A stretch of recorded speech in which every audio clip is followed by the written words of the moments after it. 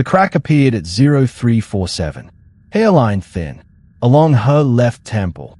Steel skin splitting open into something that looked, to anyone who knew what they were seeing, exactly like trust. Her eyes were closed. He didn't know what he'd just done. He wouldn't know for 11 days. This is what happened before. 3 weeks earlier. The comm tower hummed. Not with voices. Those had stopped 6 years ago. Just static. Just frequencies no one answered. Commander Vaith of the Zyvati listened to them the way other species listen to rain. Without expectation. Without hope. With a kind of hollow patience that had long since stopped pretending it was anything else. Are you enjoying this story? Join our channel. More of these are waiting for you. The tower sat at the highest point of the station, and she had made it haze in the way that exiles make things theirs. Quietly, completely, without asking anyone's permission. The screens glowed blue-white on 3 walls. The static moved through speakers calibrated to the lowest audible register, a sound like breathing, except nothing here was breathing. Not really. The overhead panels flickered on the eastern side, a maintenance fault 3 weeks old, and in the corner near the ventilation shaft, someone from day shift had left a toolkit on the shelf. Small things. Ordinary things. She had stopped seeing them. She sat at the central console with her spine straight and her hands flat on the surface. Her steel-gray skin held the blue-white light without warmth, giving it back the same temperature it arrived with. Her platinum hair was pulled back in the short, precise style her rank required. Her eyes, steel blue, very still, moved across the frequency displays without reading them. Zyvati steel skin develops hairline cracks under emotional pressure. The phenomenon has a name in their language that translates, imprecisely, as truth lines. They appear only when the body perceives safety it cannot explain. Showing them is the deepest form of vulnerability a Zyvati can display. Not a wound, not damage, but a confession the body makes without asking permission. In 6 years, Commander Vaith's skin had shown none. The dullness was the other thing. Steel skin, at full health, carries a faint reflective sheen. Not bright, not decorative, functional. Hers had gone flat. Her officers had noticed. None of them had said so. They had learned, in the first year after Catherine, that there were categories of observation best left unspoken around her. The siege of Catherine. She had been the last one awake. Her fleet had been at rest cycle when the attack came through the lower corridor of the Deathram Passage. 31 ships. 29 crews in sleep rotation. 2 ships on watch. She had been awake on one of them. The other watch crew had been below decks, asleep in shifts, and the attack had come fast and from below, and the ones who had been sleeping. She did not complete the thought. She never completed it. She had been completing it, in pieces, for 6 years, and she was not finished yet, and she suspected she never would be. The Zyvati require genuine perception of safety to enter sleep. Not a decision. Not exhaustion overriding caution. The body must calculate threat at 0, must register the environment as safe on a level below conscious thought before it will allow itself to close down. It is not psychological. It is biological. It cannot be overridden. Her body had not calculated 0 threat since the night of Catherine. She had not closed her eyes in the presence of another living being since. On her desk, earlier that day, a medical report. Recommend mandatory rest cycle, it had said. The station physician had written it in careful clinical language that managed to convey deep concern without saying anything she could formally object to. She had read it twice. Then she had filed it in the recycler without ceremony. The static continued. The screens glowed. The toolkit sat on the shelf near the vent. In it, half hidden under a roll of calibration wire, something small caught a fragment of blue-white light from the eastern panel and held it for a moment. A portable lamp. Battery-powered. Warm yellow. She didn't see it. He arrived at 0100 on the 14th night, which was the first night she noticed he had stopped apologizing for existing. His name was Marcus. He was 26, slight in the way of someone who moved efficiently rather than powerfully, with the kind of face that people forgot between conversations. Not unpleasant, just unremarkable, built for blending into the background of wherever he happened to be standing. Signal operator, night shift, frequency maintenance. Low enough clearance that his presence in the comm tower was, technically, a scheduling irregularity that no one had corrected because no one in administration had noticed. 3 weeks earlier, his first night, he had knocked on the open door frame and said, "Evening, Commander. Just here for the frequency check," and she had not looked up and he had taken that as permission. First week, he knocked every night. He asked, once, if she needed anything. She said no. He didn't ask again. Second week, he stopped knocking. He came in, worked, left. Third week, this week, he had settled into the rhythm of the room, moving around the secondary consoles on the east and north walls, checking signal boards, adjusting calibration inputs, making himself as small as his actual size allowed. He hummed, not constantly, not loudly, something without a name, without a melody she could identify, a low sound that came and went in the gaps between adjustments, as natural and unconsidered as breathing. She had noticed it on the fourth night. On the sixth night she had registered it as, specifically, not a threat. On the ninth night she had stopped registering it at all. The way you stop hearing a sound that has been present long enough to reclassify as silence. He worked for 40 minutes on average. Rarely spoke. Never addressed her directly after that first week. Once, he dropped a calibration tool and said sorry to the floor, not to her, and she had watched the floor for 3 full seconds after he picked it up again. She did not examine why. He was beneath consideration for his Zivati commander. He knew it. He seemed entirely comfortable with this. There were 41 people on this station qualified to enter the comm tower after midnight. A signal operator was not one of them. But the others weren't here at 0300. On the 17th night, he arrived at 0100 as usual, checked his signals as usual, hummed the nameless thing as usual, and then moved to the console nearest his to calibrate a secondary input panel.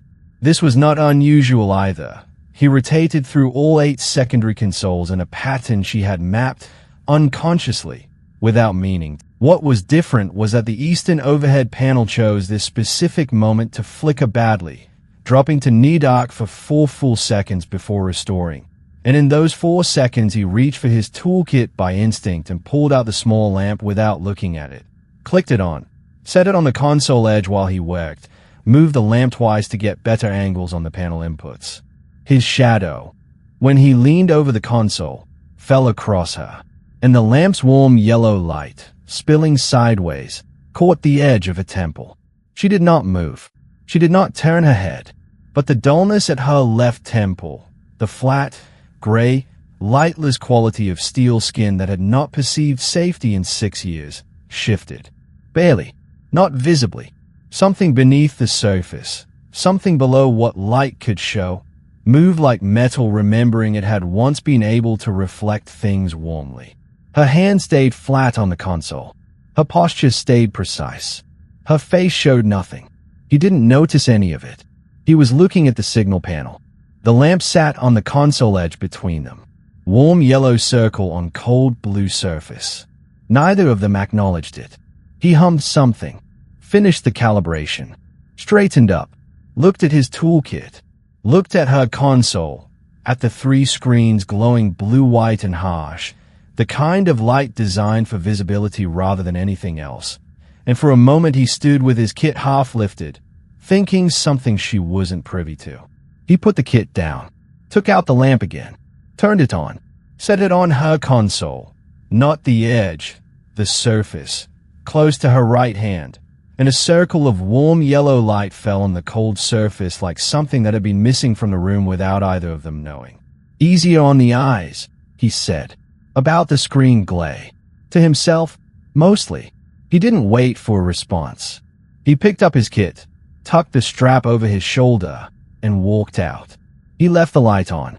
The warm yellow circle sat on her console, warm on cold, round against angular. Not regulation, not blue-white, Not the color of alerts or tactical readouts or the sky over Catherine the night her world ended. Just warm. For 11 seconds. Neither the room nor Commander Vaith nor the static frequencies nor the flickering overhead panel existed outside that circle of light. The steel skin at her jaw reflected it back, warm on cold, and the dullness at her temple shifted again, fractionally, in the direction of something that had not happened in 6 years. She didn't reach for the lamp. She didn't turn it off.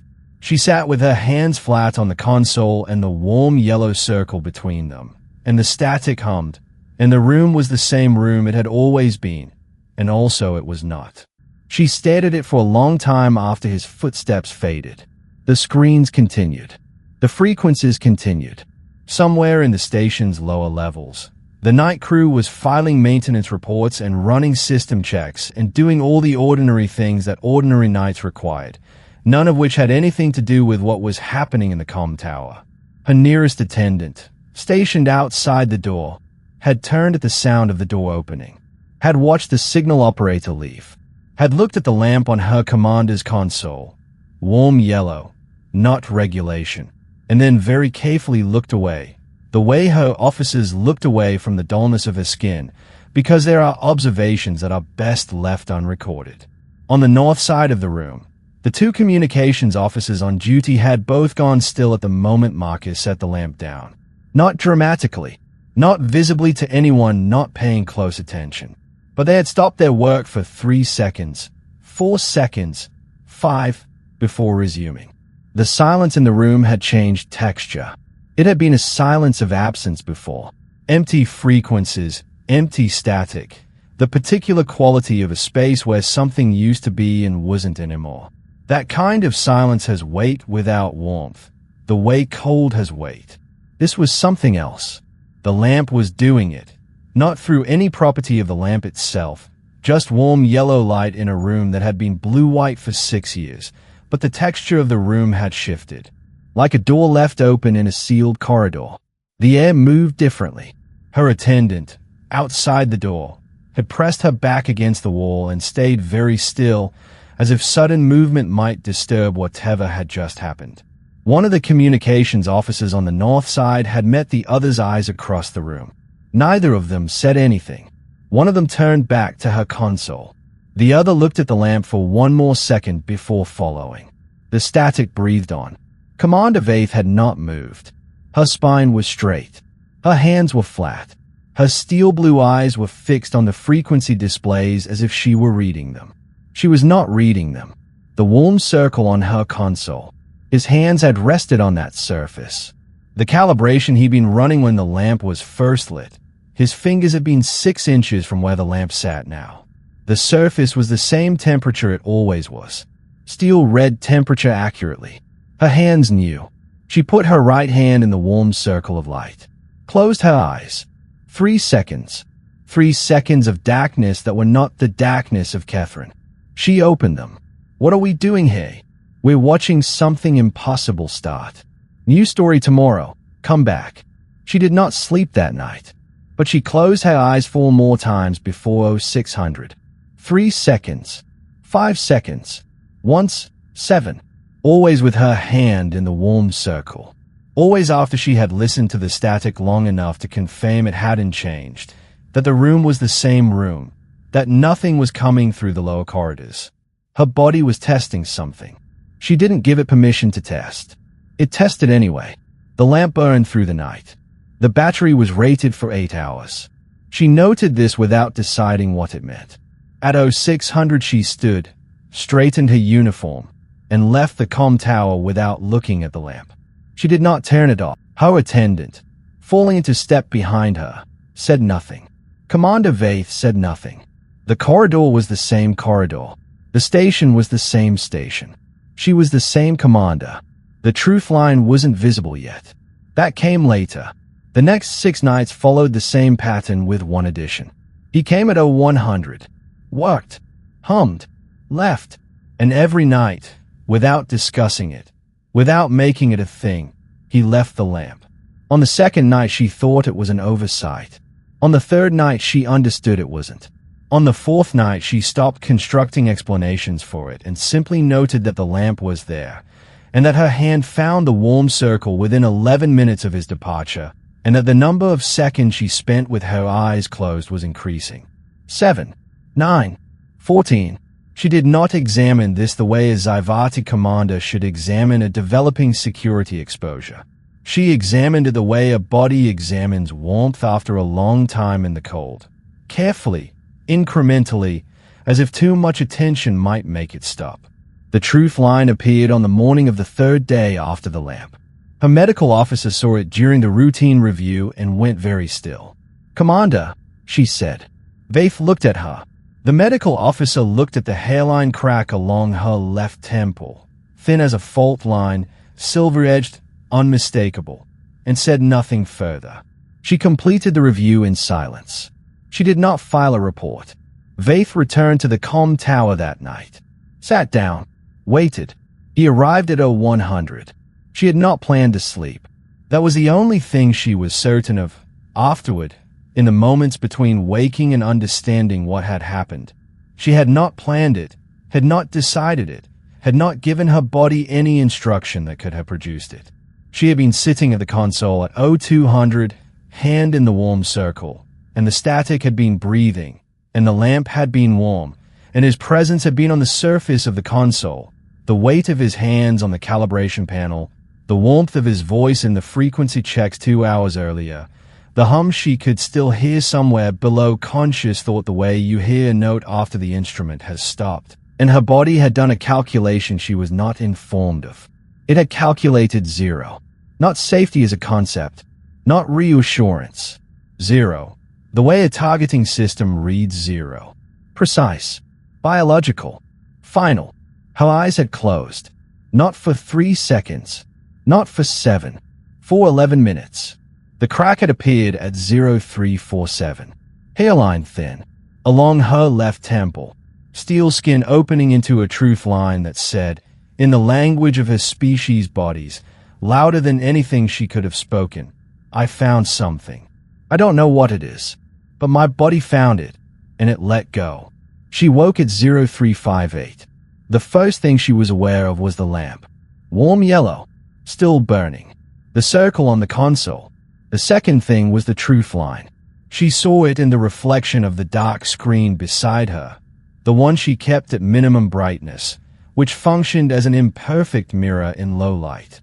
The crack at her left temple. Silver-edged. Visible. She raised one hand and pressed a fingertip to it with the careful, deliberate attention of a soldier assessing damage. It did not feel like damage. She sat with her finger against the truth line for a long time. The static breathed. The lamp burned. Zyvati truth lines heal within hours, unless the cause persists. She knew this. She had known it since childhood, the way you know the properties of the body you live in without ever expecting them to become relevant to you in quite this way. The cause persisting would mean her body still perceived safety it could not explain. She lowered her hand. The door opened. His shift didn't start until 0100. But he was here, earlier than his shift, in the doorway with his kit strap over one shoulder and his other hand on the door frame. And he saw her. Saw her eyes open. Saw the lamp burning. Did not see the truth line, which the angle of light and the fall of her hair half concealed. He looked at her the way someone looks at a person they expected to find asleep. Didn't mean to wake you. 5 words. Quiet. Completely matter-of-fact. He thought she had been napping. He said it the way you say it to anyone. The way it costs nothing. The way kindness costs nothing to someone who has never had to account for it. The way he said everything. Like the words were just the ordinary furniture of a moment and not the specific arrangement of syllables that had just passed through 6 years of silence and landed somewhere she had no word for. She didn't answer. Her hand was still in the warm circle. He didn't know what a truth line was. He didn't know that her body had trusted something tonight without her consent, that it had measured the weight of his presence against the weight of 6 years and made a decision she would not have authorized. He didn't know that the crack at her temple was the most intimate thing her body had done since Catherine. He didn't know any of it. He was looking for a wrench. That was why he was here. Not the lamp, a wrench he'd left clipped to the back of the secondary panel. He found it, unclipped it from the panel housing, checked it, tucked it into his kit, moved to the far console, checked something, adjusted an input, hummed a few bars of the nameless thing. She watched the warm circle on her console and felt the truth line at her temple and did not look at him.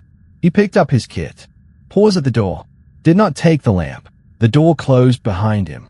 Later, much later, 11 days later, when a junior signals officer filed a routine anomaly report, 3 separate intelligence agencies would flag a late-night frequency transmission from the comm tower. Their analysis would identify an unregistered signal pattern at 0312, repeating at irregular intervals. Origin confirmed to the north side secondary console. Extensive cross-referencing with known codes, encrypted protocols, and 4 to 7 classified signal libraries would return a single finding. The frequency matched nothing. No cipher, no pattern, no message. It was just a tune. He had been whistling while he worked. The agencies filed their findings. The findings were archived. No further action was recommended. She looked at the lamp for a long time after the door closed. The warm yellow circle.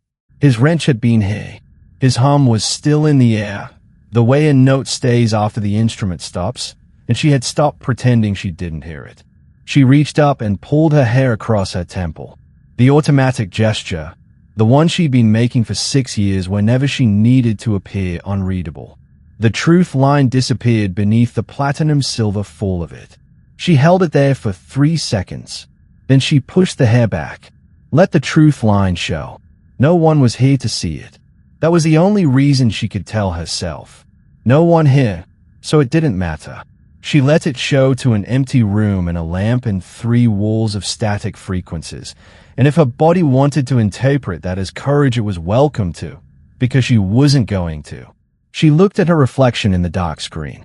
The crack at her temple glowed faintly in the lamp's light. Warm yellow finding the fault line and settling in it, the way light finds the seams in things. She left it uncovered. 3 nights later. Same tower. Same static. The lamp was on her console before she arrived. He had come and gone early, done his checks, left it burning for her. The battery was new. She had checked without meaning to. She had pressed her thumb to the charge indicator and felt the full reading, and known he had replaced it without being asked, without being thanked, without being acknowledged in any way she was capable of offering. Every 3rd shift, a new battery. He had never mentioned it. She had never asked. She sat down, put her hand in the warm circle, listened to the static breathe. 7 seconds. 12. 19. She leaned back in her chair. The truth line at her temple had been visible for 11 days. Her medical officer had recommended treatment. She had declined. The crack had not healed, which meant her body had not changed its assessment, which meant whatever calculation it had made on the night of 0347 was still running, still returning 0. She closed her eyes. The static was steady. The lamp was warm. Somewhere below, the station moved through its ordinary night, and no one was coming through the lower corridors, and the frequencies were just frequencies, and the dark inside her eyelids was not the dark of Catherine. Same time tomorrow, he had said, once, to no one in particular, leaving. She had heard it. She had not answered. The lamp was already on the console. It had been there before she arrived. She slept for 41 minutes. When he came at 0400, the door was open. She was in the chair, eyes closed, one hand in the circle of warm yellow light, the truth line at her temple filled with lamplight, visible, uncovered. He stopped in the doorway, stood there for a full minute, didn't move, didn't make a sound. His kit strap was over one shoulder and the wrench was in his hand, and he stood very still in the doorway of the comm tower and watched her sleep. Then he stepped back, let the door stay as it was, walked to the break room at the end of the corridor and sat down with his kit between his feet and waited. He didn't know what he'd done. He'd left a lamp. The truth line at her temple glowed in the warm yellow circle, steady and silver-edged and visible to no one. 41 minutes of silence filling it from the inside, And outside the door the station breathed, and the static breathed, and for the first time in 6 years the dark had nothing in it. More stories like this one are waiting. Come back tomorrow. We'll